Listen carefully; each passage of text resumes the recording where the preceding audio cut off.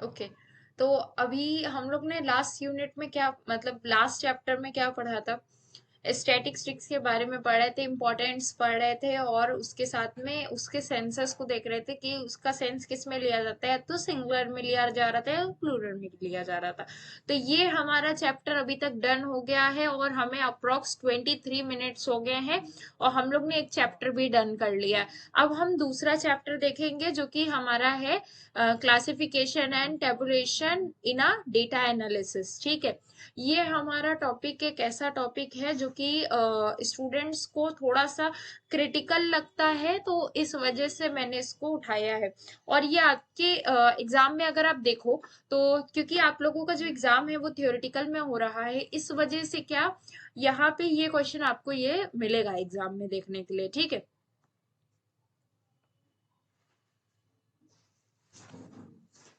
Okay. तो यहाँ पे देखो, जैसे classification and tabulation in data analysis, understanding the principle. अब यहाँ पे ये देखेंगे कि क्लासिफिकेशन कैसे करा जाता है, क्यों जरूरी होता है और किस तरीके से करा जाता है। ठीक है, लेट्स एक्सप्लोर। तो देखो, जैसे सिंपली मैंने बोला टेबल, ठीक है, आपका टेबल, तो टेबल को समझने के पहले आपके लिए क्या सबसे ज्यादा समझना जरूरी है? डेटा। अब डेटा समझना किस लिए जरूरी है? क्योंकि डेटा जो होता है वो अगर आपको समझ में नहीं आएगा तो आप किसी भी डेटा टेबल को जो है रीड नहीं कर पाओगे। ठीक है, तो डेटा कितने तरीके का हो सकता है? डेटा में भी primary and secondary source of, ठीक है, प्राइमरी एंड सेकेंडरी। ओके, अच्छा। और दूसरी चीज ये है कि अगर सेकेंडरी है तो भी न्यूमेरिकल में है, प्राइमरी है तो भी न्यूमेरिकल में होगा। ओके, तो यहाँ पे क्या है, अब टेबल हमें, ठीक है, तो अगर आप देखो तो टेबल आपकी किस तरीके की हो सकती है? पहली चीज तो आपकी टेबल जो है कुछ इसी तरीके की होगी, जहाँ पे बहुत सारे रोज होंगे एंड कॉलम होंगे। तो table means what? Rows and column.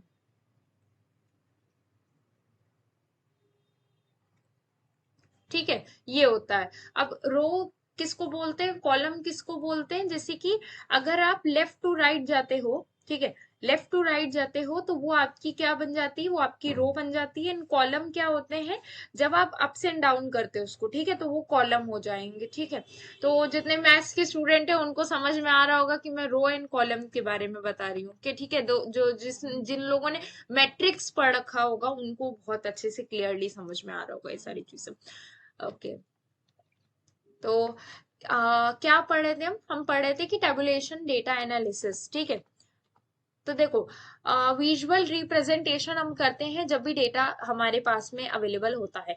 अब जैसे कि आप ऊपर एक इमेज देख रहे हो जिसमें कि 65 years over and 45 to 64 and 25 to 44, 18 to 24, ये क्या है? ये सारी चीजें क्या है? ये आपका डेटा रिप्रेजेंट कर रहा है इन अ एज।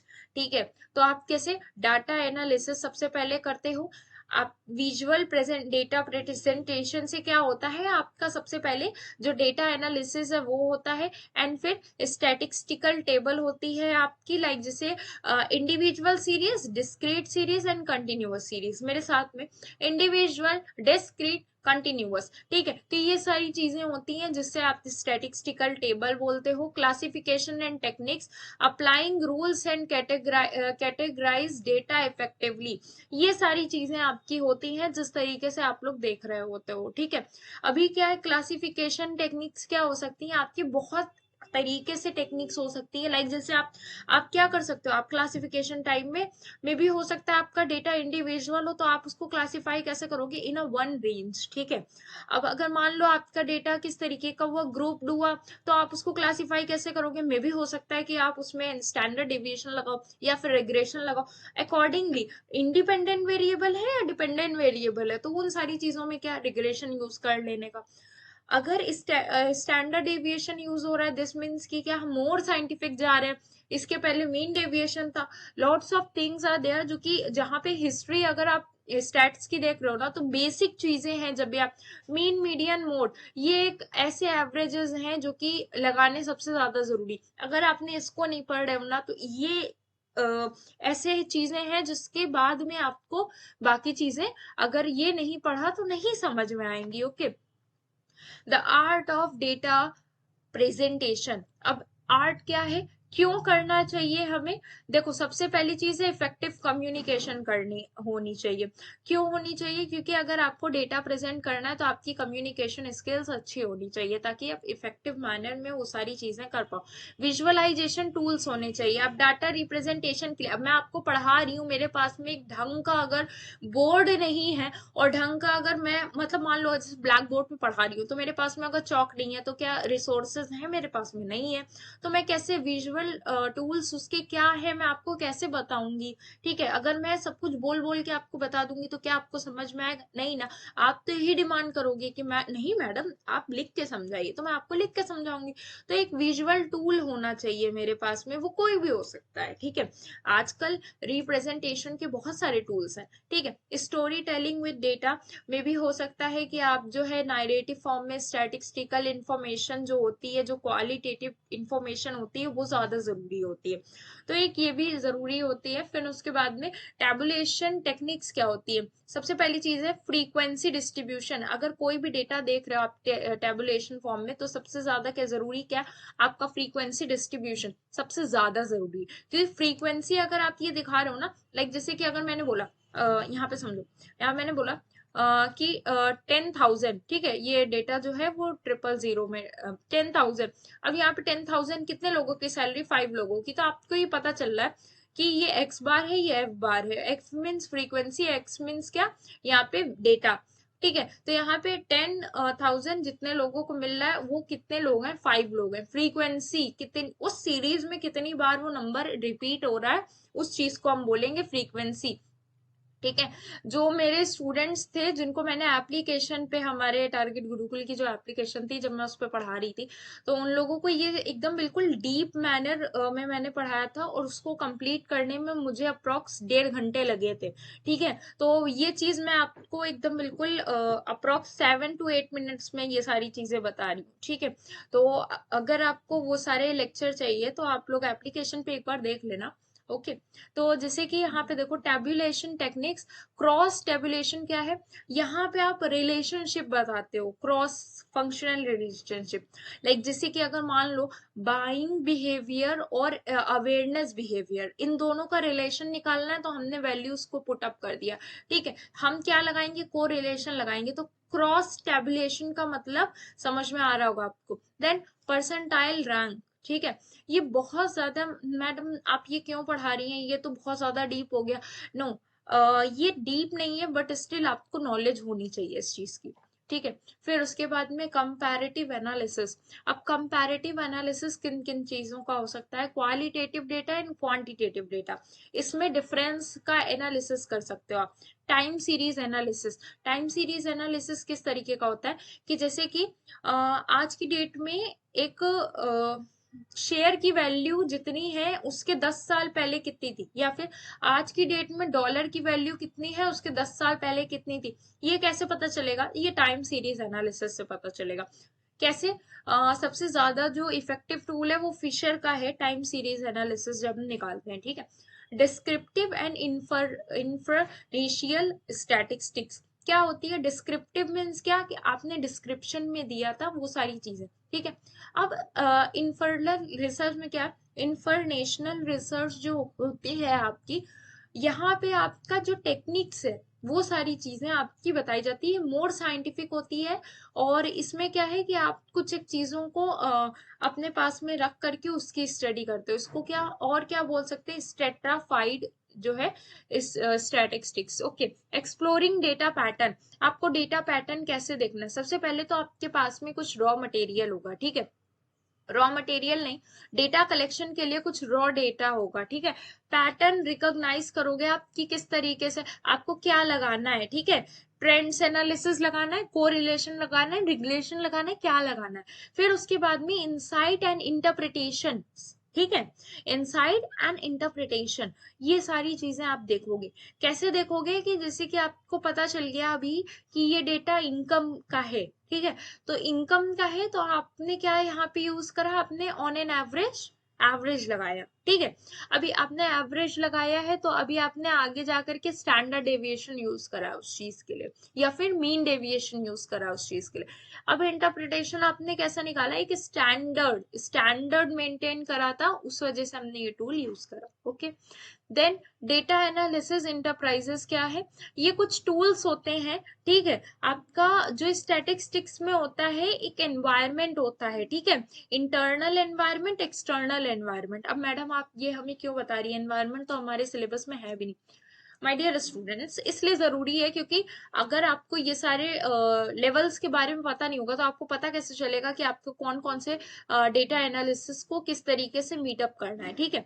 तो डेटा एनालिसिस टूल्स होते हैं कुछ, और स्टैटिस्टिकल एनालिसिस प्रोसेस होता है कुछ, ठीक है। वो क्या होता है, जैसे कि आपका जो डेटा है वो सबसे ज्यादा जो है वो एनालिसिस कब करा जाता है, जब उसे मल्टीपल चीजें, ठीक है, हमें क्या निकालना होता है, किस लिए, डिसीजन निकालना होता है। तो डिसीजन लेने के लिए हम क्या करते हैं, टूल्स एंड टेक्निक्स का इस्तेमाल करते हैं। क्लियर। डेटा क्लासिफिकेशन टेक्निक्स कैसी है, डेटा क्लासिफिकेशन, डिसीजन ट्री क्या होता है, और न्यूरल नेटवर्क क्या होता है, ठीक है। देखो, decision tree one of my favourite topic, one of my favourite topic क्या होता है, पहले ये चीज देखो।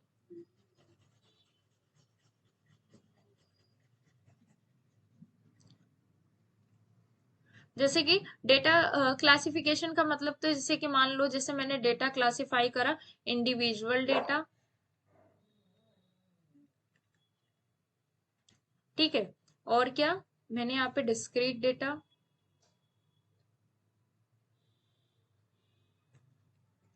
एक काम करो इसको ऐसे पढ़ो, जैसे डेटा को क्लासिफाई करना है तो डेटा हमारे पास में दो हो गए, क्वांटिटेटिव डेटा,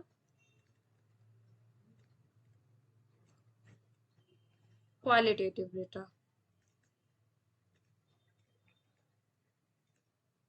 ओके, ठीक है। डेटा क्लासिफिकेशन हम पहले भी समझ चुके हैं। अब मान लो जैसे डिसीजन ट्री का क्या मतलब है, जैसे कि मान लो मुझे इन्वेस्टमेंट करनी है, तो मैंने क्या एक ट्री बनाया, इन्वेस्टमेंट ए, यही सिमिलर इन्वेस्टमेंट बी। अब इन्वेस्टमेंट यहाँ पे मैंने 10,000 रुपए की करी, ठीक है, और यहाँ पे मैंने कितनी करी, 20,000 रुपीज की करी। जो 10,000 रुपीज की मैंने यहाँ पे इन्वेस्टमेंट करी है, तो यहाँ पे मैंने क्या करा, लाइक जैसे कि मान लो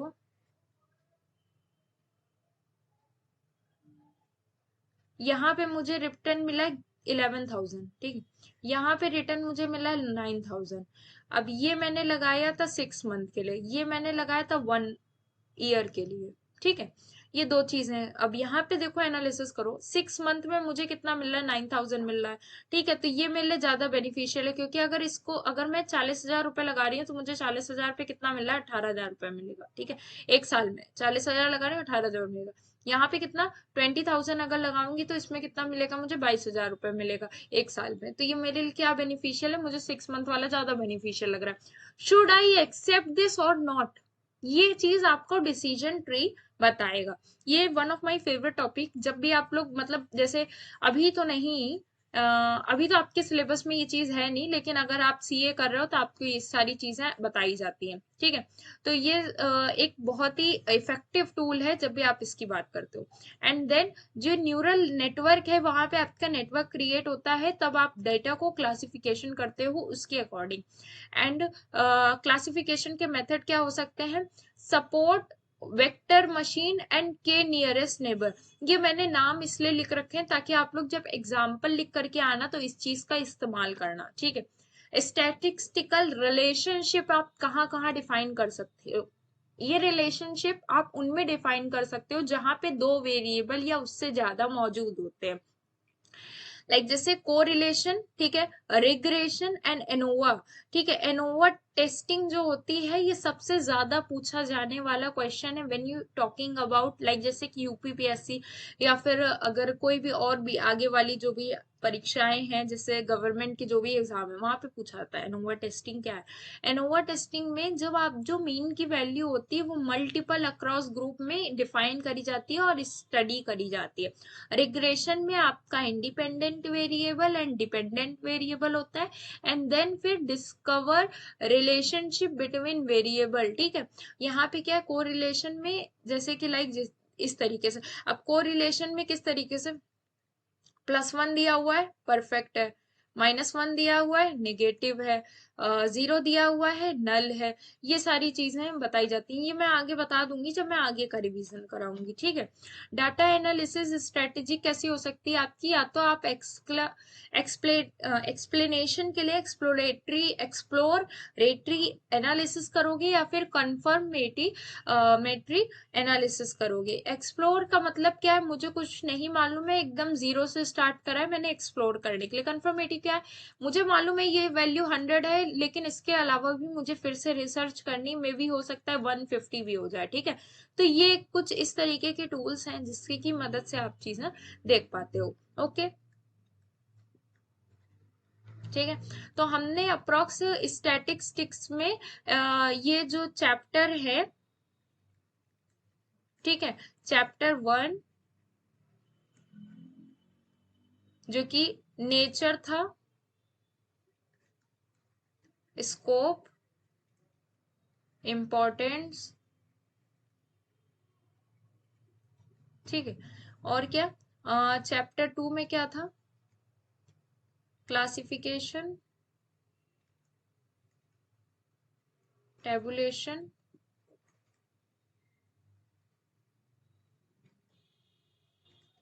ठीक है, ये सारी चीजें हमने पढ़ ली।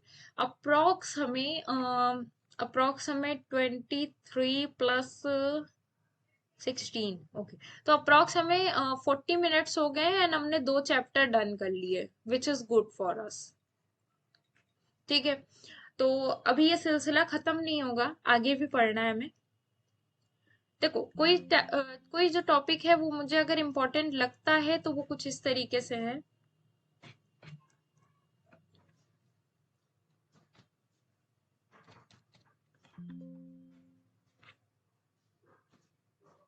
ओके,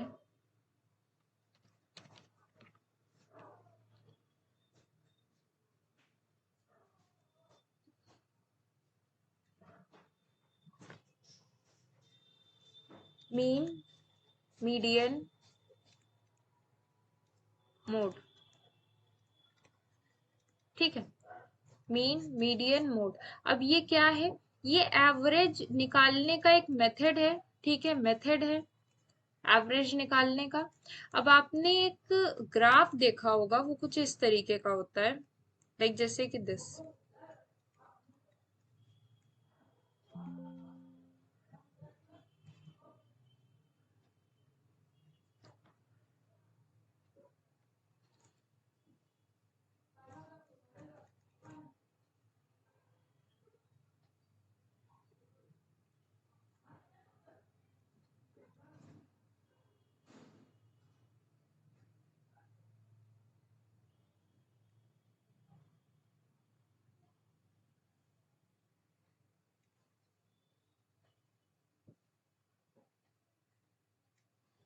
कुछ इस तरीके से देखा होगा। ये सारी चीजें लाइक जैसे कि अगर यहाँ पे देखो आप, ये पॉइंट पे,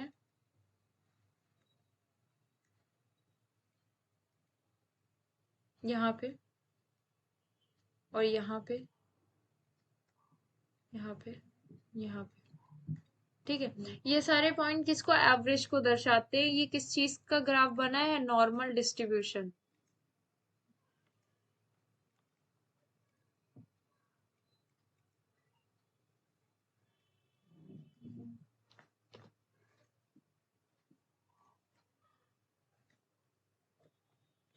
तो ये सारी चीजें हैं। अब देखो,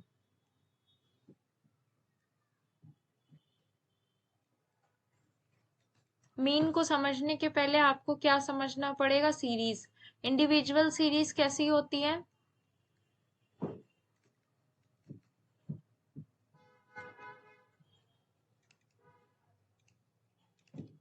तो इंडिविजुअल सीरीज हमारी होती है, जैसे कि मैंने बोला यहाँ पे इनकम की डिटेल दे रखी है,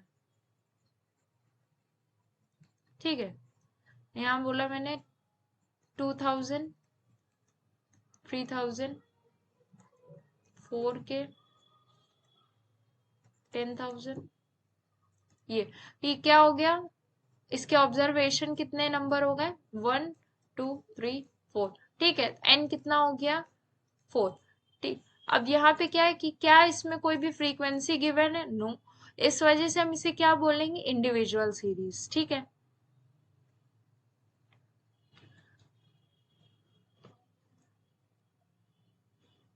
डिस्क्रीट सीरीज कैसी होती है,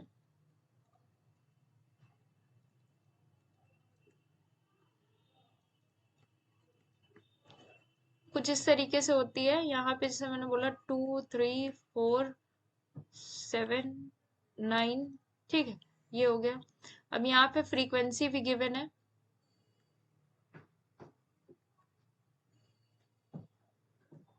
1 5 6 9 10, ठीक है। अब यहाँ पे भी टोटल होगा, और इसमें क्या, ये डिस्क्रीट सीरीज हो गई। वहीं कंटिन्यूअस सीरीज कैसी होती है,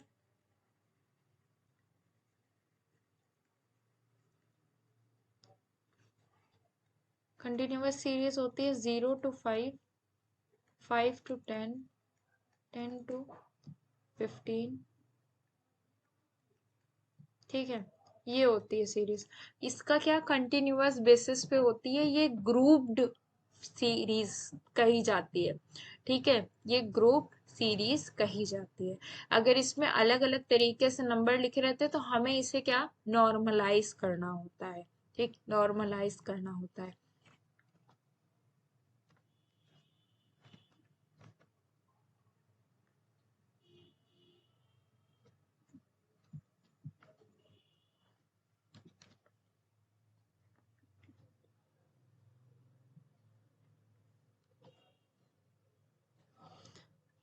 उसके बाद क्या, मीन,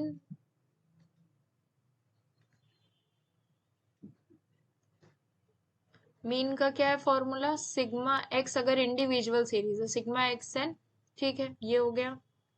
मीडियन का क्या है,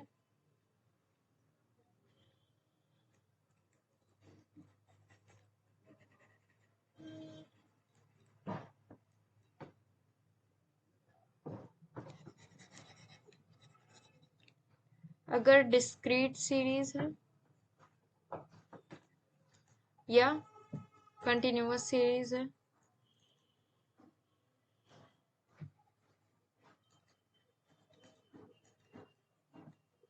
तो क्या है formula, sigma F x divide by sigma F, ठीक है। ये इस तरीके से, इसको कैसे डिनोट करते हैं, मीन को कैसे डिनोट करते हैं, एक्स बार से, एक्स बार से करते हैं, ठीक है। तो ये सारी चीजें हैं, ये चीजों को आपको ध्यान देने की जरूरत है, ओके। तो अभी के लिए आप लोगों को सिंपली क्या करना है, मीन और ये जो डिस्क्रीट सीरीज है कंटिन्यूअस की, ये देखना है। और अब चलते हैं मीडियन पे, ठीक है।